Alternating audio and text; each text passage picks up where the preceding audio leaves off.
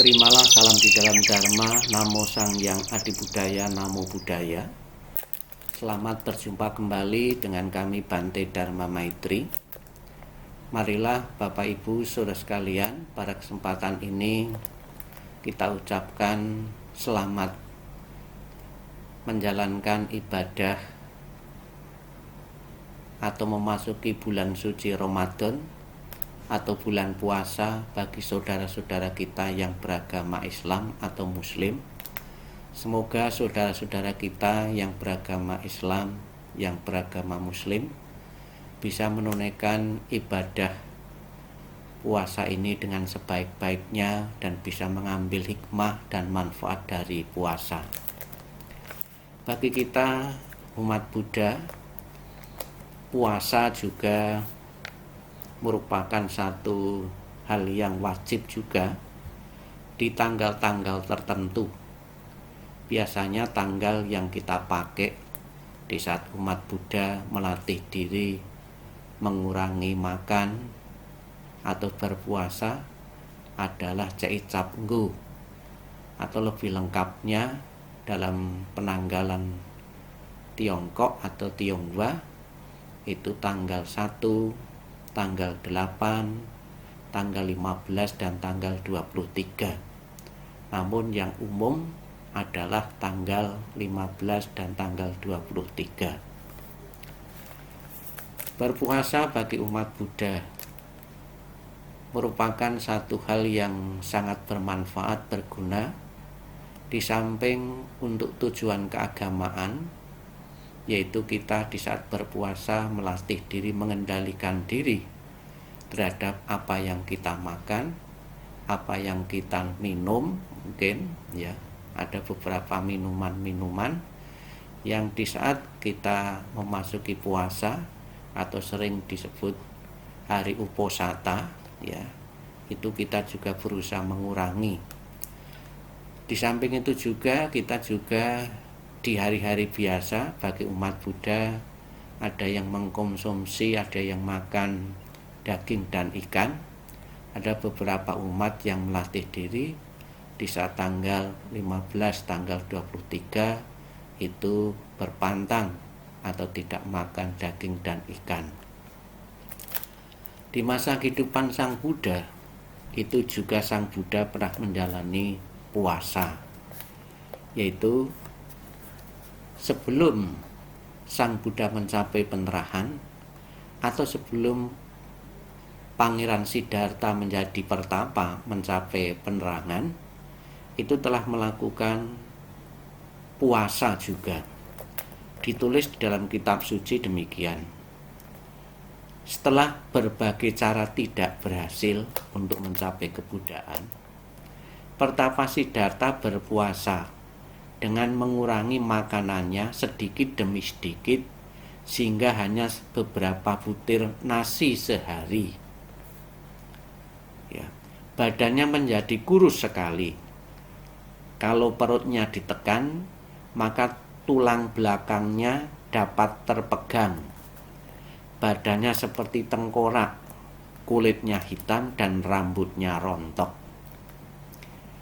Akhirnya disadarinya bahwa cara penyiksaan diri seperti itu tidak akan membimbingnya menuju jalan yang telah dicarinya. Pertapa Siddhartha mulai makan kembali untuk memulihkan kesehatannya. Melihat itu, kelima pertapa merasa kecewa dan menganggapnya telah gagal. Mereka lalu pergi meninggalkan pertapa Siddhartha. Jadi ketika pertapa Siddhartha berjuang untuk mencapai kebuddhaan, mencapai pencerahan, juga telah mencoba dengan berpuasa beberapa hari, beberapa bulan, bahkan tahun, hanya makan beberapa butir nasi yang mengakibatkan badannya kurus kering seperti tengkolak, kulitnya hitam dan rambutnya rontok. Itulah yang dilakukan oleh pertapa Siddhartha. Namun Bapak Ibu Saudara sekalian yang saya hormati, apa yang pernah dipraktekkan oleh pertapa Siddhartha ini hendaknya jangan ditiru, jangan diikuti oleh para umat Buddha. Ini semasa Pertapa Siddhartha baru berjuang untuk mencapai pencerahan. Bagi kita dan bagi Pertapa Siddhartha yang telah menjadi Buddha, bahwa menyadari bahwa pertapaan menyiksa diri, pertapa secara ekstrim adalah tidak bermanfaat, tidak berguna, kemudian belum mengubah cara pertapaannya dengan mengkonsumsi makan secara wajar dan akhirnya bisa mencapai pencerahan. Bapak Ibu Saudara sekalian yang saya hormati, di kalangan umat Buddha di tanggal-tanggal tertentu, tanggal 15, tanggal 23, bisa juga Bapak Ibu berlatih menjalankan uposatha atau puasa ala Buddhis. Ada beberapa sabda-sabda Buddha yang terkait dengan puasa ini, dengan pengendalian diri terhadap apa yang kita makan, ya. Dikatakan dalam Anguttara Nikaya 1 nomor 207, Sang Buddha mengatakan, Buddha menyarankan perumah tangga menggunakan hari uposatha untuk menjernihkan pikiran yang tercemar ini dalam cara yang benar. Di hari-hari puasa bukan saja menahan diri, tidak makan atau mengurangi minum, ya, namun juga yang amat penting adalah menjernihkan pikiran yang penuh dengan kekotoran-kekotoran batin ini dengan cara yang benar. Dapat kita ilustrasikan sungai yang kotor, yang penuh dengan sampah-sampah, tentunya akan menimbulkan bahaya bagi kesehatan, bagi lingkungannya. Demikian pula Bapak Ibu, apabila kita mempunyai pikiran yang kotor, pikiran yang keruh, ya, itu juga tidak berguna dan berisiko berbahaya bagi kesehatan batiniah kita. Maka di saat hari uposatha inilah, di kalangan umat Buddha atau di negara-negara Buddhis, biasanya mereka pergi ke wihara untuk memohon tuntunan sila. Karena di saat uposatha ini silanya yang dilatih oleh umat Buddha lebih banyak. Biasanya di hari-hari biasa umat Buddha melatih Pancasila Buddhis yang terdiri dari 5. Di saat hari uposatha ini umat Buddha meningkatkan sila yang dilatih lebih banyak, yaitu menjadi 8. Ya. Beliau mendorong mereka untuk memberikan penghormatan kepada orang tua juga. Jadi diingatkan kepada kita bahwa di samping kita melatih diri mengurangi makan, namun juga kita harus ingat kepada orang tua kita, bahwa ada kita saat ini, kita mempunyai kemampuan seperti ini adalah karena jasa dan pengorbanan orang tua. Orang tua dari sejak kita lahir tidak pernah berhenti berpikir untuk membahagiakan, untuk berkorban demi putra-putrinya. Maka sudah sepantasnya di hari-hari uposatha ini kita juga ingat, kita juga bersujud, memberi hormat, melayani kedua orang tua kita. Kemudian juga Bapak Ibu sekalian, di saat hari uposatha ini kita selalu merenung tentang sila, tentang kemoralan yang pernah kita lakukan. Ya. Sang Buddha mengilustrasikan di hari uposatha ini, ya, adalah menggunakan hari uposatha bagi aktivitas semacam itu. Beliau katakan seperti memoles sebuah cermin yang ternoda. Di saat kita menjalankan uposatha, di saat kita menjalankan puasa ini, ibaratnya kita sedang membersihkan sebuah cermin, sebuah kaca, ya. Ya, kaca kalau jarang dibersihkan itu berdebu, banyak kotorannya. Di saat kita menjalankan uposatha itu membersihkan kekotoran-kekotoran batin yang ada di dalam diri kita, mungkin rasa iri, rasa benci, mungkin juga kemalasan, keangganan, ya, etikat buruk, etikat jahat yang masih dominan dalam diri kita, itu kita berusaha kurangi di saat hari Uposatha ini. Ya. Kemudian Sang Buddha juga memuji bagi para umat yang telah benar-benar menjalankan sila, menjalankan kemoralan, ya. Beliau memuji pelaksanaan hari Uposatha dengan aktivitas tersebut dalam kata-kata ini. Beliau mengatakan, mutiara, kristal, emas tidak bernilai 1/16 dari Uposatha yang dijalankan dengan 8 sila. Juga tidak seperti Uposatha yang bersinar lebih cemerlang oleh bulan dan tubuh surgawi. Ini ditulis dalam Anguttara Nikaya 1 nomor 215. Begitu besarnya Bapak Ibu manfaat, kegunaan atau latihan kita di saat hari Uposatha ini, bahwa materi-materi yang ada di dunia ini tidak mempunyai nilai sebanding dengan apa yang kita dapatkan apabila kita mau melatih diri menjalankan Uposatha ini. Buddha mengajarkan bahwa hari Uposatha diperuntukkan untuk membersihkan pikiran dan hal-hal kotor yang menyebabkan ketidakketenangan bagi kita dan ketidakbahagiaan bagi kita. Inilah tujuan dan manfaat apabila kita benar-benar mempraktekkan, melatih diri menjalankan Uposatha. Pikiran kita akan menjadi bersih, ya. Kalau pikiran kita bersih akan menyebabkan ketenangan dapat kita peroleh, kebahagiaan dapat kita peroleh.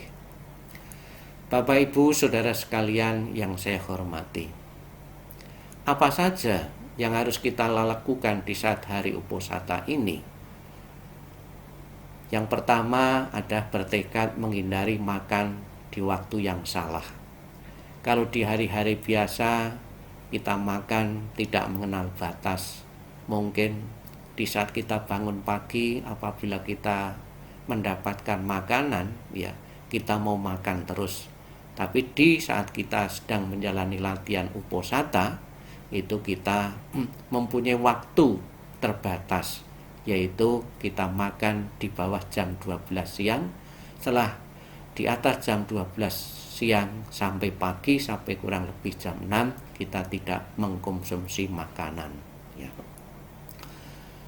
Di lain kesempatan Sang Buddha mengatakan, ini ditulis dalam Sanyutta Nikaya nomor 707, Buddha memuji makanan yang tidak berlebih-lebihan. Kita bisa melihat, kita bisa merasakan apabila kita mendapatkan atau kita makan seharian setiap hari dengan makanan yang berlebihan, apa yang kita peroleh? Tentunya tubuh jasmani ini atau badan kita ini akan gemuk. Dalam badan yang gemuk itu rawan sekali timbulnya penyakit. Kalau kegemukan, kelebihan nutrisi dalam tubuh kita, kelebihan, ya, zat-zat dalam tubuh kita, itu akan membawa risiko, yaitu timbulnya bermacam-macam penyakit. Ada penyakit gula, diabetes, mungkin juga kolesterol, mungkin juga asam urat.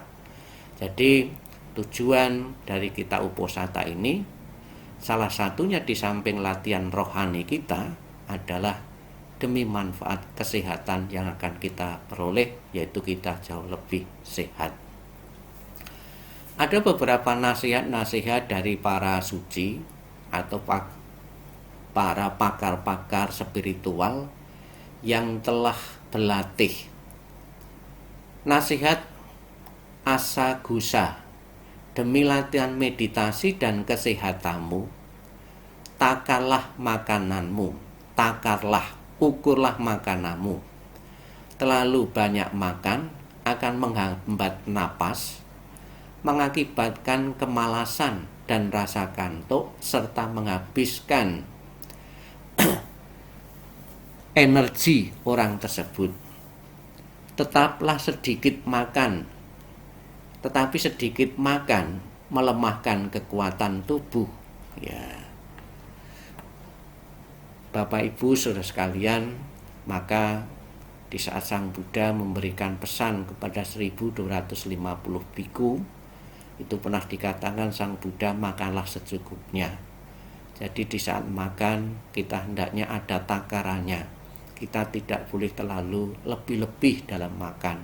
Kita pun juga tidak terlalu kurang makan, karena itu juga akan berisiko untuk kesehatan kita kurang gizi, kurang nutrisi dalam tubuh kita. Saya akan mengakhiri nafsu keinginan lama dan tidak membangkitkan yang baru, sehingga saya perlu sehat, tidak melakukan kesalahan, dan hidup dalam kenyamanan. Majjhima Nikaya 1 nomor 273. Jadi Bapak Ibu Saudara sekalian, apabila keinginan itu tidak terkendali, sampai kapanpun, sampai tengah malam pun, kita pun juga masih ada keinginan untuk makan.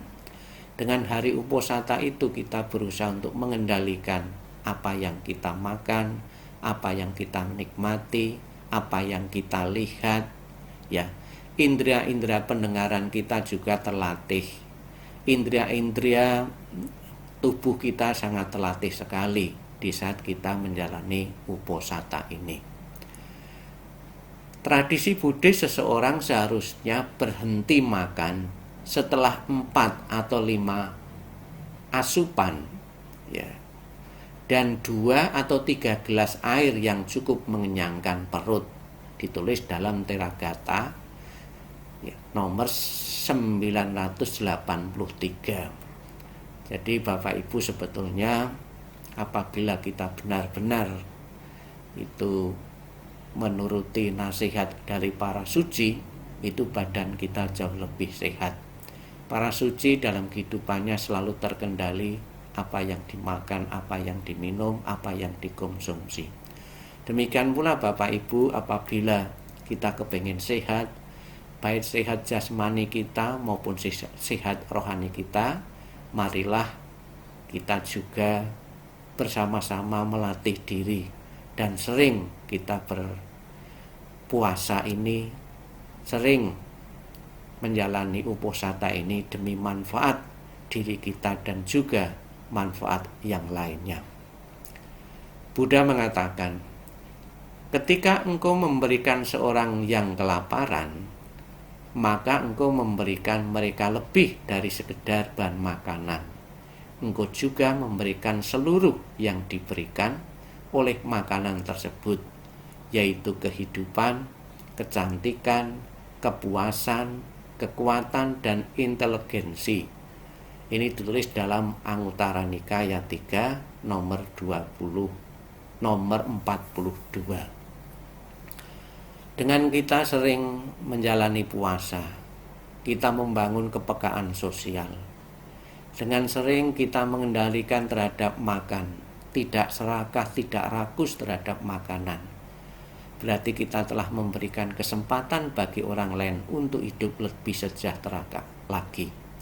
Kalau biasanya kita sehari makan 3 kali, dengan hanya makan sekali atau 2 kali, berarti kita telah memberi kesempatan orang lain untuk hidup lebih sejahtera lagi, karena konsumsi yang kita makan ini berkurang.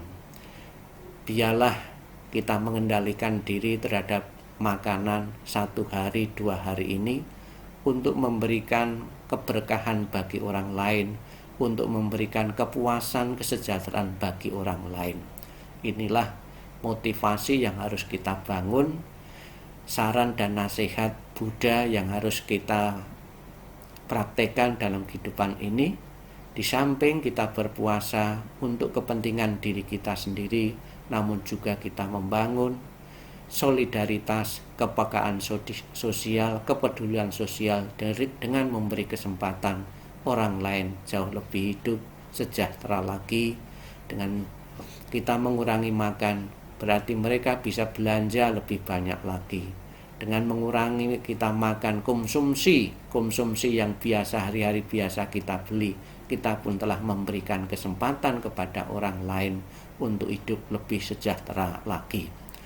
Itulah Bapak Ibu Saudara sekalian, marilah kita sebagai umat Buddha dalam kehidupan kita benar-benar bukan hanya di saat puasa itu kita peduli kepada sesama kita, namun hendaknya apa yang kita pikirkan, apa yang kita perbuat ini benar-benar bukan hanya untuk kepentingan diri kita sendiri, namun juga demi manfaat orang banyak. Sabi sata bhavantu sukhitata, semoga semua makhluk hidup berbahagia dan sejahtera. Sadu, sadu, sadu.